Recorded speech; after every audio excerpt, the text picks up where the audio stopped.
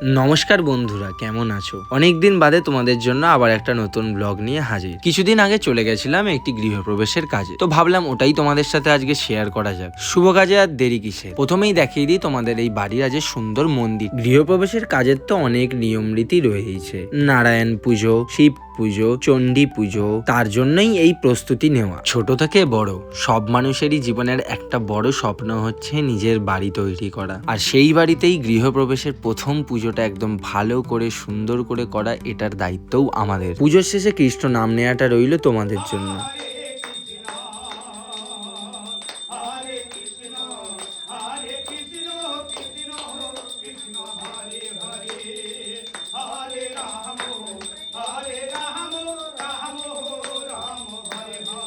পুজোর শেষ হচ্ছে যজ্ঞ দিয়ে, আর যজ্ঞের স্তন্ডিলটা বানানোর পর আজকে তোমাদের দেখাই যাদের সাথে গেছিলাম আজকে কাজের উদ্দেশ্যে। আজকের ব্লগটা কেমন লাগলো অবশ্যই জানিও। দেখা হচ্ছে আবার পরের দিনে।